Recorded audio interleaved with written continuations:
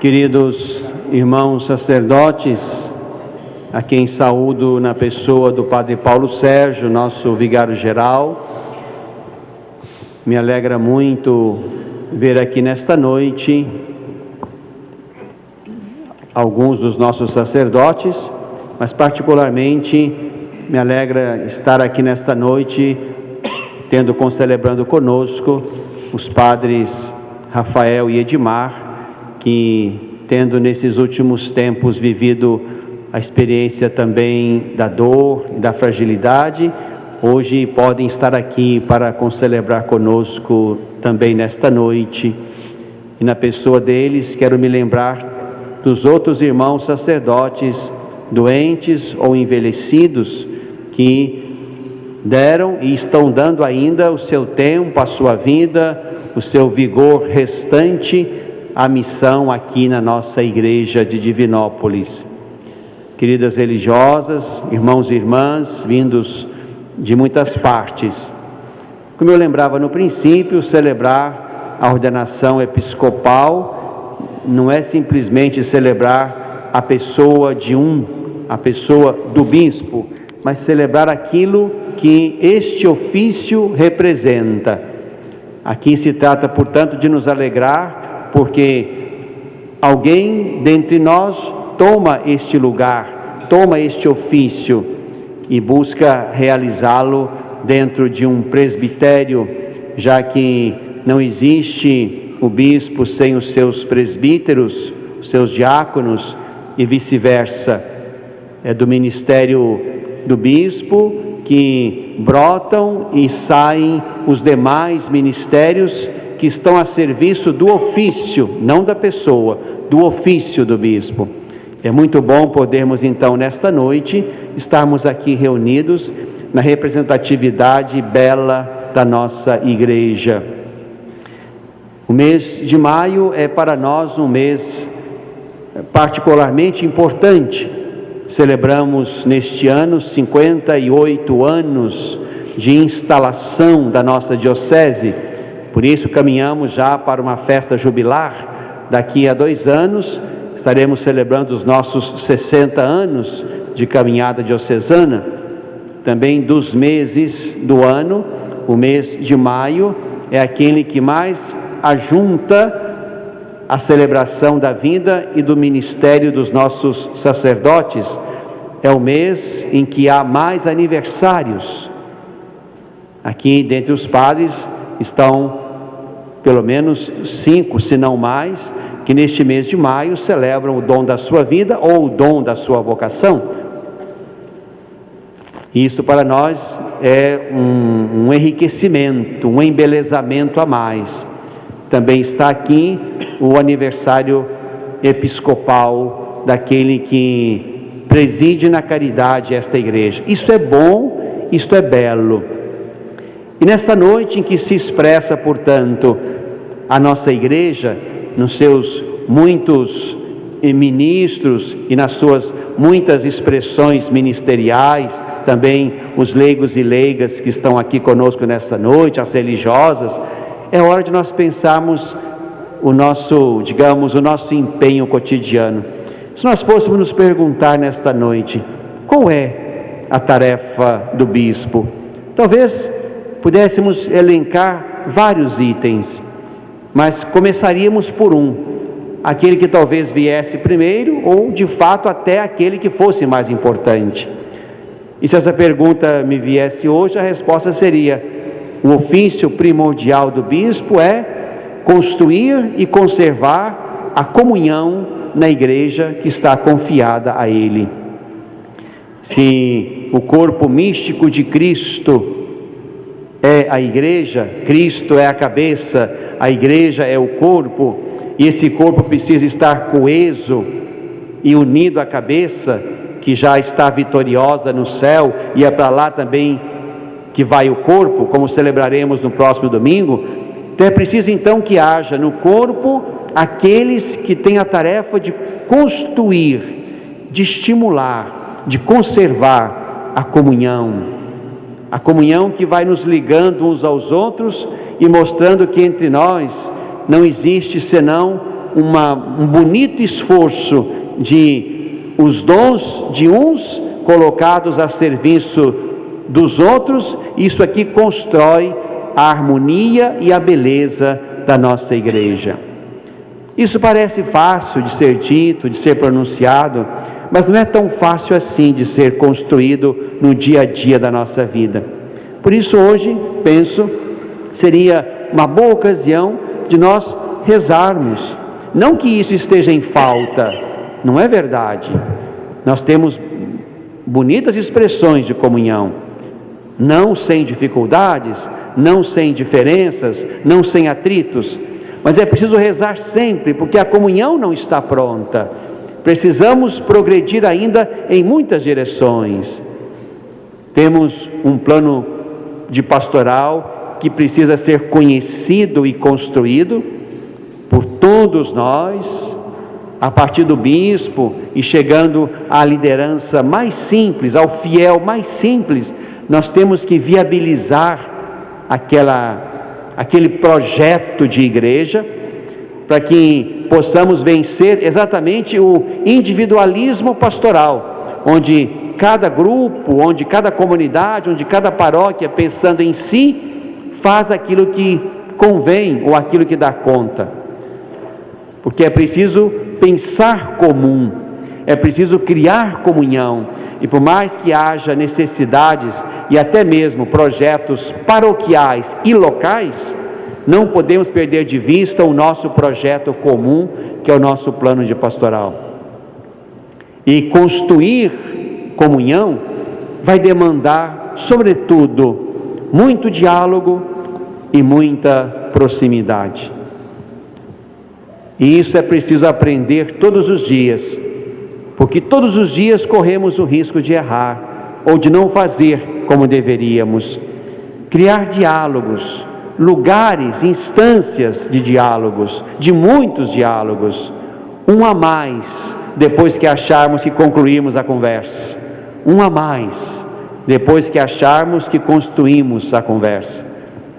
Dialogar vai sempre fazer bem, vai evitar os atritos, as incompreensões, as dificuldades.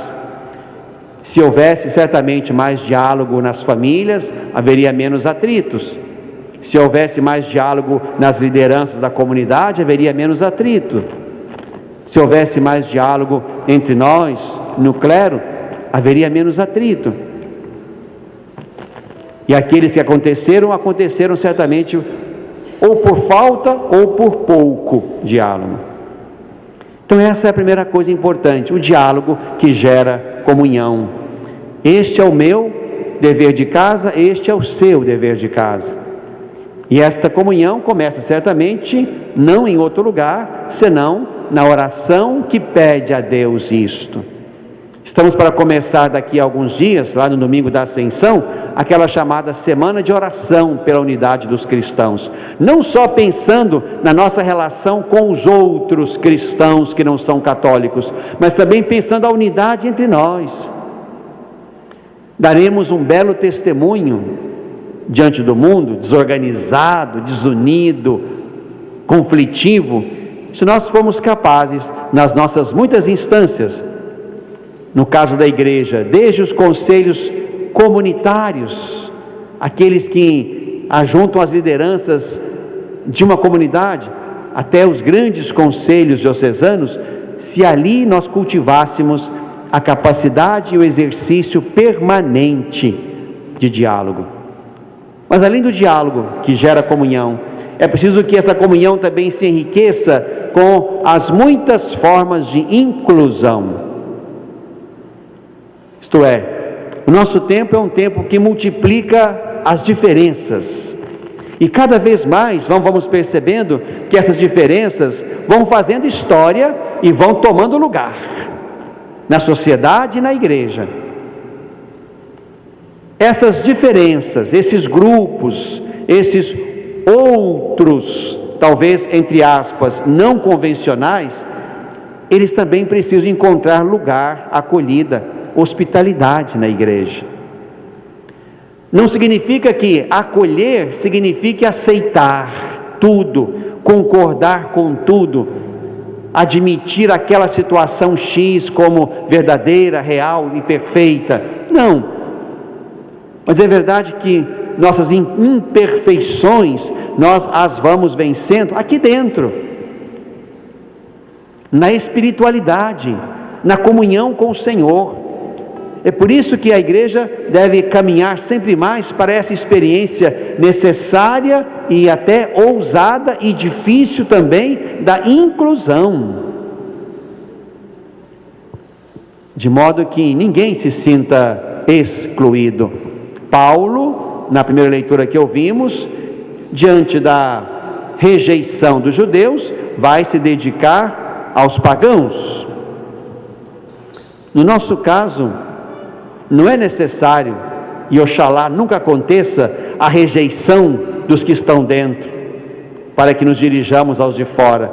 Mas aqui se trata de somar, cuidar dos que estamos dentro, mas criar sempre novas formas de acolher, de ir atrás, de dialogar também, e dialogar para incluir os diferentes. Esta é uma postura inteligente e inovadora do Papa Francisco, que nós também precisamos trazer para nós. Não significa, repito, que acolher seja, sem mais, admitir como boa e verdadeira toda a realidade trazida pelos diferentes, mas significa abrir lugar para eles, dialogar com eles, ajudá-los e também nós nos colocarmos num permanente processo de aperfeiçoamento. Ninguém está pronto, ninguém está acabado. Por isso é preciso investir naqueles que, talvez tendo configurações diferentes, precisem também do nosso apoio para iluminar a sua realidade própria e avançar no desejado por Deus.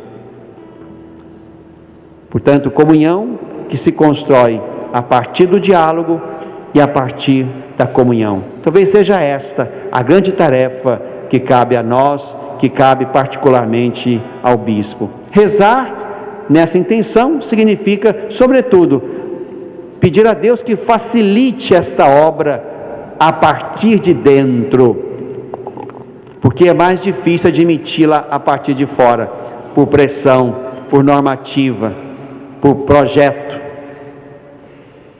É preciso que nós criemos desejo, necessidade de comunhão a partir de dentro, onde sopra o Espírito, que é espírito de comunhão, que é aquele que costura a diversidade na direção daquilo que pode expressar belamente a própria natureza de Deus, que é também uno.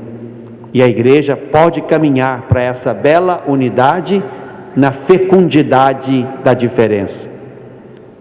E outra coisa, acho que aqui no Evangelho isso também nos ajuda a pensar o nosso ministério, é acreditar, saber que todos os dias haverá motivos para maior ou para menor tristeza.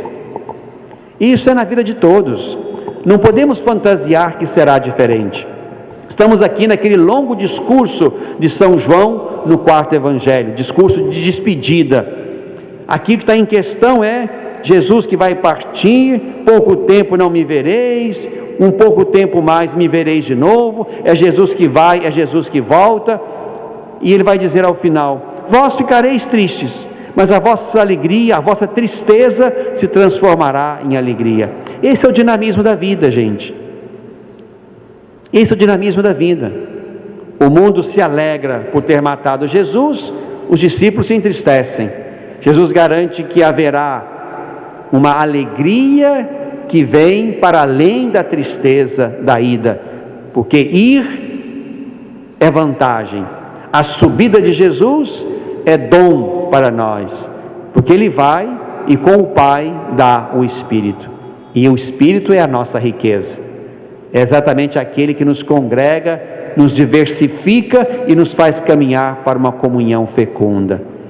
Por isso, vamos também por aí. É certo que haverá tristezas e alegrias, mas é certíssimo que haverá mais alegrias que tristezas. senão não valeria a pena. É preciso acreditar que Deus garante para nós a dose de alegria suficiente para nos manter na missão. Quando a alegria for insuficiente, ali começa a crise, ali começa a desistência, ali começa o fracasso. Eu creio, nós cremos, Deus haverá de garantir para nós todos, para vocês, para os padres, para o bispo, na nossa missão de cada dia, Deus haverá de garantir alegria suficiente para nos manter na missão para a qual Ele nos chamou, para a qual Ele chamou cada um de nós. Por isso, que a Eucaristia dessa noite fecunde o meu coração, o coração de vocês, dos sacerdotes também, a fim de que o Senhor ponha sobre nós nessa noite uma dose grande de desejo de comunhão e ao mesmo tempo uma dose grande de alegria que nos faça entender lá no fundo do coração de que tudo vale a pena ser o que somos, vale a pena ser o que vale a pena fazer o que fazemos, porque é Deus quem garante aí a alegria de cada dia que nos faz avançar. Glória ao Pai, ao Filho e ao Espírito Santo.